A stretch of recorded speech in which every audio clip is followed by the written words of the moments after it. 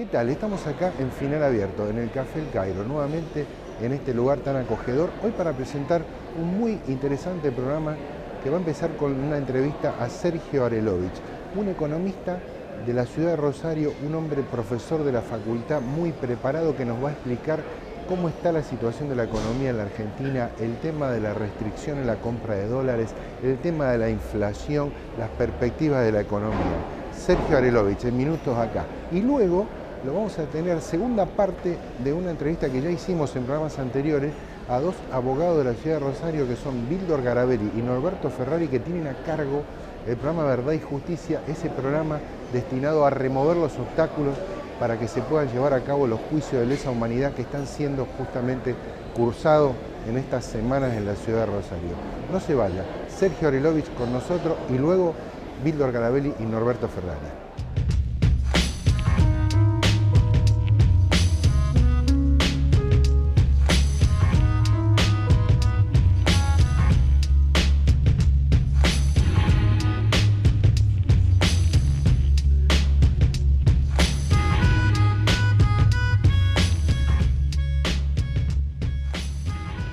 Bueno, hoy aquí en Final Abierto lo invitamos a Sergio Arelovich, un docente universitario concursado aquí en la ciudad de Rosario, un economista, un hombre que tiene una mirada sobre todo este proceso económico que está viviendo la Argentina, un proceso complicado, no tan complicado dicen otros, un proceso que termina mal, avisoran los que están en contra de este gobierno. Bueno, vamos a tratar de pensar con Sergio Arelovich qué está pasando en términos económicos en la Argentina. ¿Qué tal, Sergio? Gracias por venir. Hola, ¿cómo te va, Rodolfo? Bueno, hay una, lo que siempre decimos, una puja de instalar relatos desde los medios, desde el gobierno nacional, desde el gobierno provincial, que todos dicen cosas tan distintas. ¿Qué está pasando en la Argentina en términos económicos? Está un poco amesetado, estamos en una situación que se puede complicar. ¿Cómo definiría prima facie esta situación? Mira, lo tangible y visible es que obviamente la Argentina no vive aislada del mundo, Argentina está metida en el mundo, sobre todo el mundo central, el mundo desarrollado, Europa esencialmente y los Estados Unidos. Está muy complicado, no solamente Europa, también Estados Unidos, aunque Estados Unidos tiene otros recursos para zafar como consecuencia que es el emisor de la moneda mundial, y es inevitable que esto tenga algún impacto en el conjunto del planeta, inclusive en la Argentina. La Argentina en todo caso tiene algunas ventajas en este momento, coyunturalmente, que uno no sabe cuánto van a durar. En materia de comercio externo, la ventaja es que la soja sigue subiendo alegremente y seguramente lo va a seguir siendo.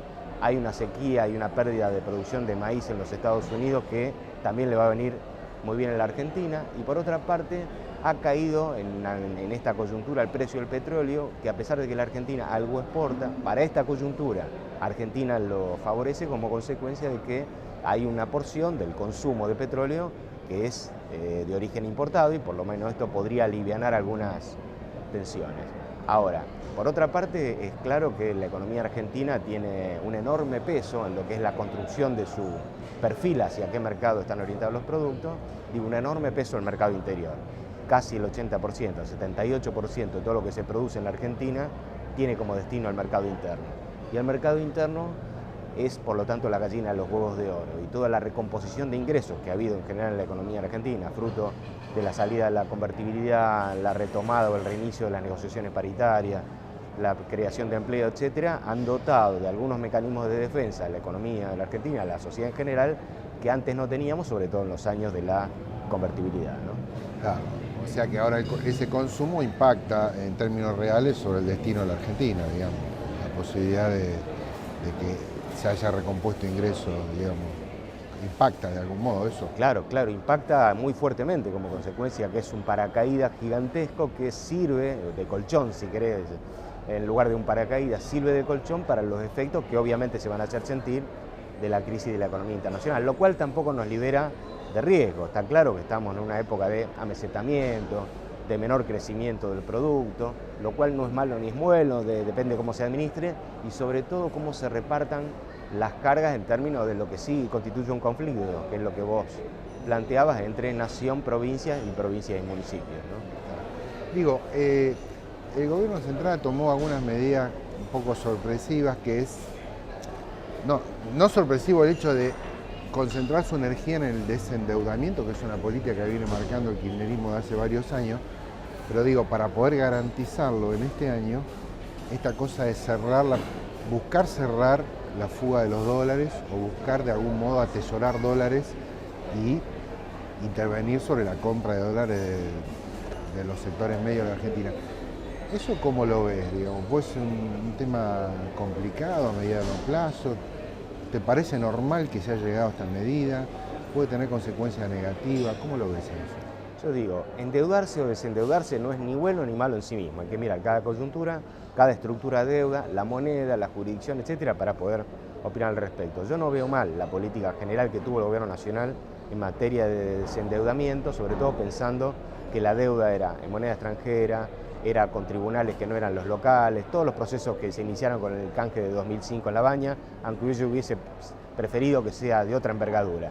Ahora, también uno tiene que ver que desde el punto de vista de lo que es el sector público, ya no respecto de la deuda pública, sino el funcionamiento del sector público, uno no puede pensar en un esquema que sea de grado permanente en el cual toda la obra pública se banque con recursos corrientes, es decir, con los recursos normales y habituales. ¿Por qué? Porque vos tendrías dinero para constituir la obra pública, pero te quedarías sin dinero para los insumos, los consumos, etcétera, que necesita el conjunto del Estado para operar. Entonces, el endeudamiento de esta perspectiva para mí no es malo, o sea, endeudarse para financiar obra pública. El problema era, bueno, previamente a los últimos 3 años en los cuales la economía argentina ha sufrido algunas turbulencias, no se notaba tanto como consecuencia que la expansión de los ingresos era muy significativa y sobre todo porque no se habían recompuesto aquellos gastos que habían sido diferidos, no atendidos y que fruto esencialmente de la negociación paritaria generalizada a nivel nacional, provinciales y municipales han generado un peso importante de los salarios en su recomposición de ingresos. Entonces, cuando llegamos a la situación actual, uno se encuentra con la sorpresa de que en realidad, como el conjunto de la obra pública fue financiado con recursos de origen corriente, lo que se requeriría es este pacto de solidaridad intergeneracional en la cual las obras públicas no solamente sean bancadas por las actuales generaciones, sino por las futuras. Y para eso existe la deuda. Yo te diría que en todo caso el tema del uso de reservas para esto o el problema del endeudamiento tendría que ser unido a otras cuestiones, que son las siguientes. ¿Por qué hay problemas en la tenencia de las divisas? ¿Por qué hay problemas en la administración de las divisas? El problema no es estrictamente la deuda. En definitiva, la deuda hoy no tiene el peso que tuvo en los años en los que constituía un problema muy serio y muy grave para la economía argentina. El problema es otro. El problema que hay estructuralmente la Argentina tiene limitaciones respecto de lo que son sus exportaciones, porque siguen estando vinculadas al sector primario, y por otra parte las importaciones de bienes industriales siguen siendo muy fuertes porque si bien ha habido algunos procesos limitados de sustitución de importaciones, seguimos dependiendo fuertemente de las compras externas. Entonces, esto por un lado. Por el otro lado, la Argentina hoy más que nunca necesita discutir una ley de inversiones extranjeras. Nosotros seguimos trabajando con un régimen de inversiones extranjeras que, heredados de la dictadura y de los años 90, con total liberalización, y estamos sufriendo aún, a pesar de los recortes actuales, de la enorme sangría que significó el giro de utilidades de las empresas radicadas, ya no solamente en la convertibilidad, sino en la posconvertibilidad. Rodolfo, te digo, entre el 2002 y el 2011, Argentina recibió 50.000 millones de dólares de inversión extranjera directa. Y en el mismo periodo giró al extranjero 50.000 millones de dólares de utilidades a sus casas matrices, ¿no? Bueno, pero ahí hay una situación. A ver, hay muchos economistas que dicen la Argentina no da buenas señales, la Argentina no atrae la inversión extranjera directa como sí lo atrae en otras economías por ahí más liberales, que sé yo, Colombia, en Latinoamérica. Entonces, y vos me decís, pero de todos modos tenemos una ley o tenemos un marco jurídico para que esas inversiones directas extranjeras puedan girar utilidades de manera brutal. Entonces, ¿cómo es la historia? O sea, hay que todavía ponerle mayores condiciones de restricción a la inversión extranjera directa para que no puedan girar utilidades. Yo creo que hay que reformarlo, esto está claro. Por ejemplo, para el caso del sistema bancario, la fuerte intervención del Banco Central, sobre todo a partir de la asunción de Mercedes Marco del Pont, marcó a fuego el camino de cada una de las compañías que en el sector son de origen extranjero para el tema del giro de utilidades, con el argumento de proteger su patrimonio, de profundizar la solvencia, etc. Ahora en el resto del sector no. Bueno, el caso más gordo era el caso de YPF Sociedad Anónima, que dependía del grupo Repsol, que obviamente se ha convertido en el principal elemento explicativo del giro de utilidades a su casa matriz. No es el único, pero era la O sea que principal la empresa. Argentina le permite girar utilidades a las empresas extranjeras más que en promedio de otros países, digamos, dicho así brutalmente, ¿o no? ¿O Te eso? diría que no hay límites. Por eso digo que me parece que en lugar de discutir una norma particular para un momento particular de coyuntura en el cual las divisas faltan, lo que hay que discutir es una ley de inversión extranjera, que me parece es un tema pendiente. Aunque los sectores liberales salgan a decir inmediatamente estamos expulsando a los inversores, digamos, porque esto lo van a decir. En realidad lo vienen diciendo hace mucho, ¿no? Sí, bueno, pero cuando la constatación te devuelve este hecho que yo estoy planteando, Claro. que en un periodo en el cual no solo, porque que se invirtieron 50.000 millones de dólares, y es necesario vincularlo con este otro tema. Se invirtieron 50.000 millones de dólares en una época en la cual el dólar ya no costaba un peso, sino costaba más. O sea que con muchos menos dólares compraron mucho más, por un lado. Y por otra parte, la dinámica de la construcción de utilidades ha sido de tal nivel que han por lo menos multiplicado el giro de utilidades, no solamente haciéndolo equivalente respecto a lo que fue la inversión, sino equivalente, sino muy superior respecto a lo que era la cotización del dólar en los años de la convertibilidad. Se han girado 50.000. Si vos querés un promedio de 3 pesos que estuvo vigente el dólar giraron 150.000 millones de pesos, ¿no? Cuando durante la convertibilidad se giraron 15.000 millones de dólares, prácticamente en idéntica cantidad de años. Tremendo, tremendo. ¿Hay algún punto de conexión entre esta situación y el otro punto conflictivo y sin resolver que parece tener este proceso económico, que es el tema de los precios, el tema de la suba de precios o el tema de la inflación, digamos?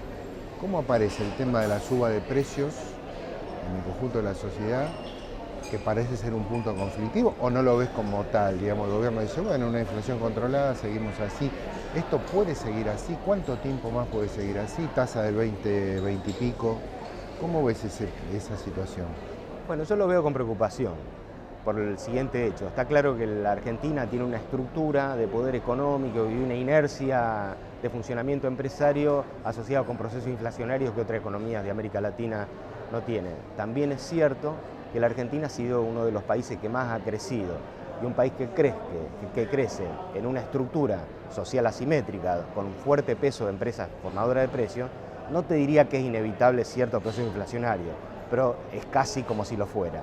Por lo tanto, a mí me preocupa que el proceso inflacionario se profundice, pero uno no puede desconocer que un factor importante en la existencia del proceso inflacionario ha sido esta combinación de rápido crecimiento con una estructura social asimétrica en donde muy pocas empresas participan del proceso de construcción de los precios. Agregarle lo siguiente: hay una parte del sector público que también es explicativa de los procesos inflacionarios. A ver.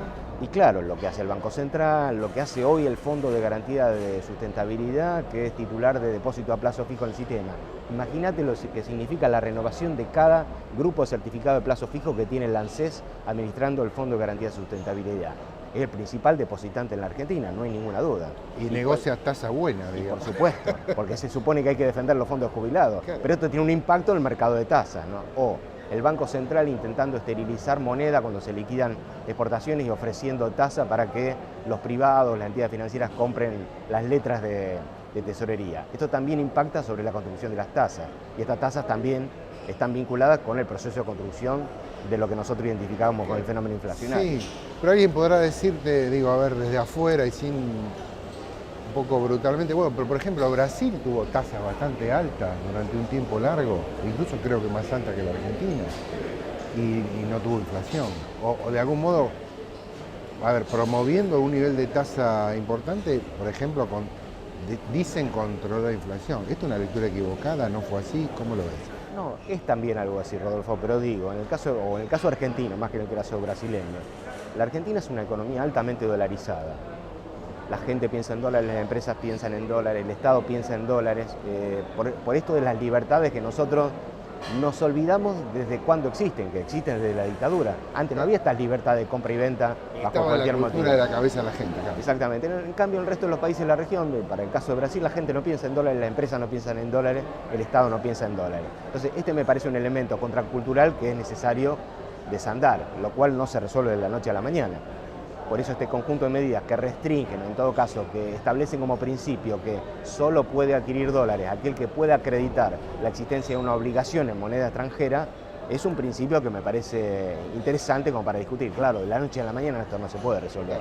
Pero esta sería la norma, ¿no? o si preferís, ¿para qué son las reservas internacionales y de quiénes son las reservas internacionales? Esto hay que protegerlo porque es trabajo argentino. ¿Por qué va a financiar la reserva individual o el atesoramiento que salga del circuito? Bueno, Sergio, muchas gracias por estar acá. Gracias a vos.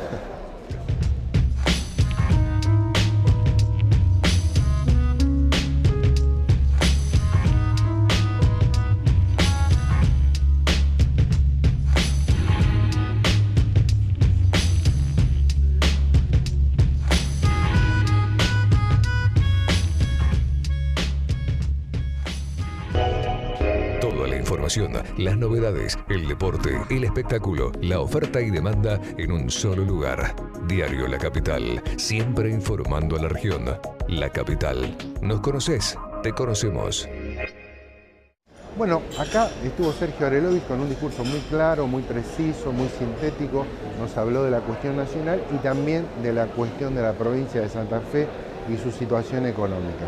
No se vaya porque ahora vienen Vildor Garaveri y Norberto Ferrari, estos dos abogados de la ciudad de Rosario que llevan adelante un programa que se llama Verdad y Justicia, destinado justamente a remover obstáculos en los juicios de lesa humanidad. No se vayan.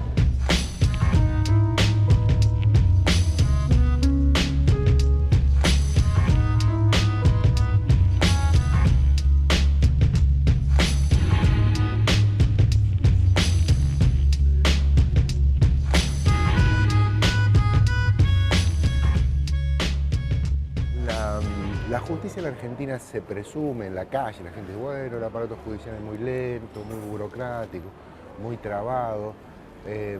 ¿Esto es verdad o no? Digamos, ¿o hay una manera de hacerlo mejor? Digo, porque aparece por televisión la película de otro país donde un asesino serial es, digamos, al otro día está sentado en el banquillo y a la semana tiene una condena. No creo que sea lo mejor eso que ocurre, digo, por porque ejemplo, en otros lugares existe del esa mundo. idea de la celeridad. Porque hay una condena, digamos, ahí es una condena mediática en definitiva. Eso es otra cuestión, digamos. Me parece que nosotros tenemos que apuntar desde el Estado democrático a que se den todas las garantías. Digamos, que se den todas las garantías, creo que es la esencia del Estado democrático, aun cuando eso demore un poco más. Obviamente que se puede hacer mejor justicia, con mejores jueces, con mayores cantidades de tribunales, con un proceso de selección mejor. Todo eso siempre puede ser mejorado, obviamente, y sobre todo apuntando a tener una cantidad suficiente para resolver este tipo de conflictos que se dan en la sociedad. Pero siempre con el debido proceso. Digamos, ese ejemplo que vos decías, que por ejemplo existe en Estados Unidos, además, es casi un linchamiento previo. En vez de un juicio previo, es un linchamiento previo. Y creo que eso no es lo adecuado. La sociedad debe brindar este tipo de cuestiones. Y después, obviamente, que como todo hecho, es un hecho político también. El hecho jurídico es un hecho político, pero con todo un procedimiento.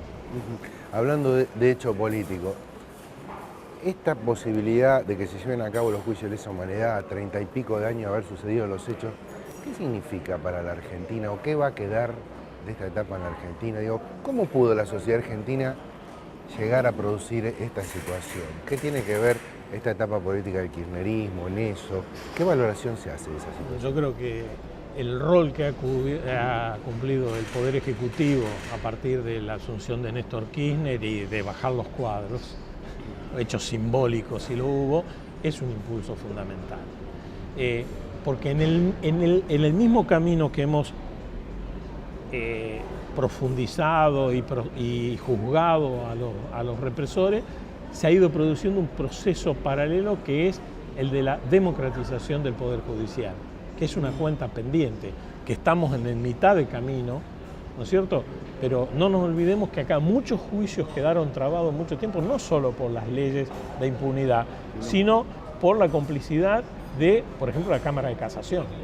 La Cámara de Casación, por muchos años, el presidente de la Cámara de Casación, el día que renunció, pasó a ser defensor de un represor, de Patti.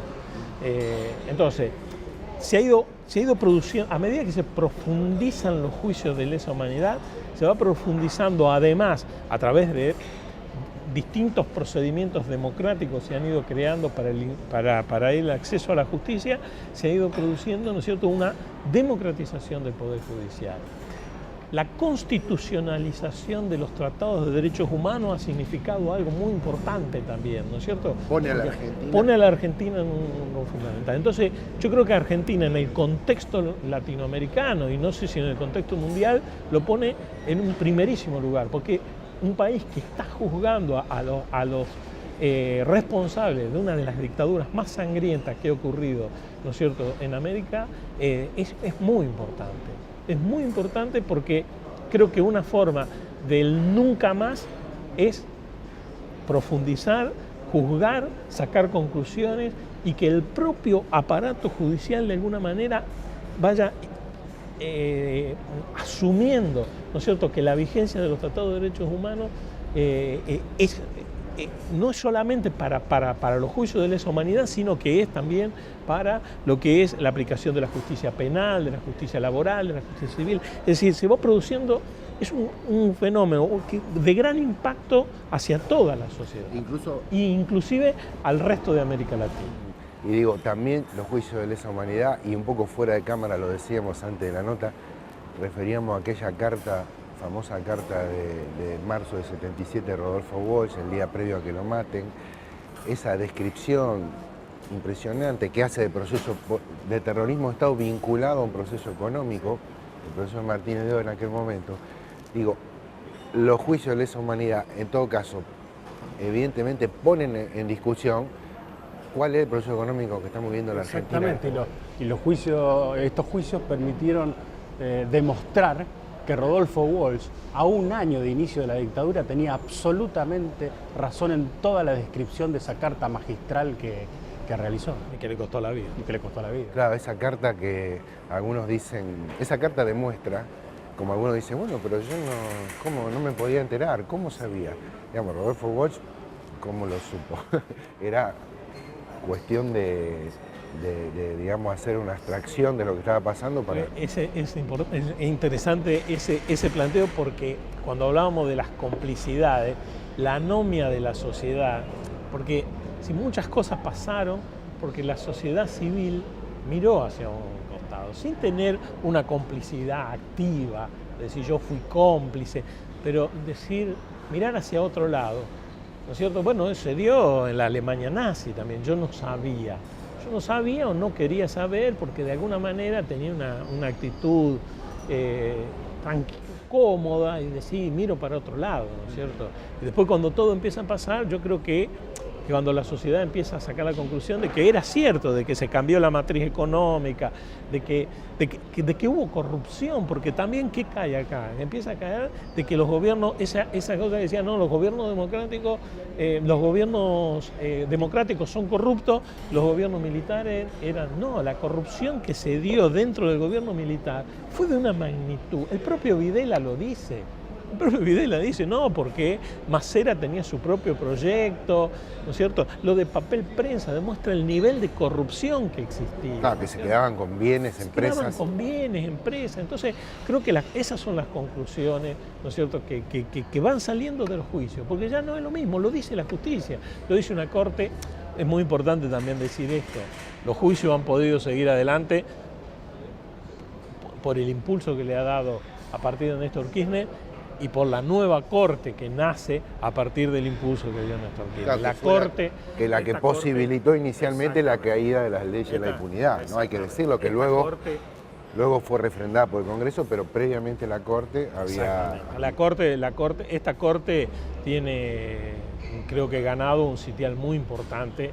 Es la Corte que necesitaba esta etapa de poder llevar adelante estos juicios, esta Corte. Y esos sectores que uno presume minoritarios que de algún modo viven esta etapa un poco estupefactos, por usar una palabra, digamos, fuerte, porque son sectores que nunca jamás imaginaron que 30 años después iban a tener que vivir, entre comillas, este calvario de que se ejerza justicia, de una etapa que consideraban cerrada y enterrada bajo tierra. Sobre todo después de las leyes de audiencia de vida, punto final, los indultos, etcétera. Después de todo eso, menos aún. Esos sectores que lo vivieron, que están estupefactos de algún modo, ¿ponen en riesgo la consecución de este proceso o son sectores minoritarios que ya hoy no pueden articular un modo de desbaratar, digamos, lo que está sucediendo? Amelon en su alegato, sus palabras finales en el juicio de la Quinta de Funes, él dice, ya somos presos políticos, esto va a cambiar cuando se cambie el gobierno, es decir, la esperanza existe. El tema es, obviamente, para mí, si esos sectores llegaran a ganar una elección, creo que podrían poner en riesgo. Yo no creo que estén en condiciones de ganar y creo que inclusive, más allá del kirchnerismo, los sectores políticos democráticos, que aunque no comulguen con el kirchnerismo, no creo que no permitirían, porque todos han tenido de alguna manera. Siempre hay que tener cuidado al respecto, ¿no? Porque bueno, las corporaciones en días pasados, digamos, han sido puestos en acto, digamos, por dirigentes de la corporación rural, por ejemplo, este tipo de cuestiones, es decir, bueno, mirar la política con un solo ojo, etcétera, etcétera, ese tipo de cuestiones. Siempre hay que estar alerta. Yo creo que el discurso de Olcati. Exactamente, siempre hay que estar alerta, me parece a mí que siempre. Bueno, les agradezco mucho. Acá terminamos la nota y bueno, y seguimos para adelante con los juicios, ¿no? Gracias.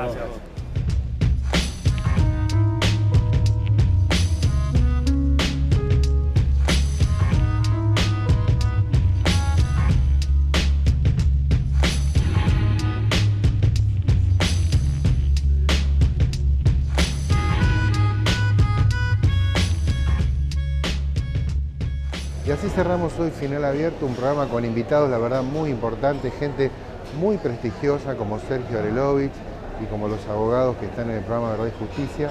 La verdad que nos quedamos satisfechos porque nos explican qué está pasando y cuál es la perspectiva de la sociedad argentina y lo que vamos a vivir todos hacia futuro. Gracias y los espero la semana que viene.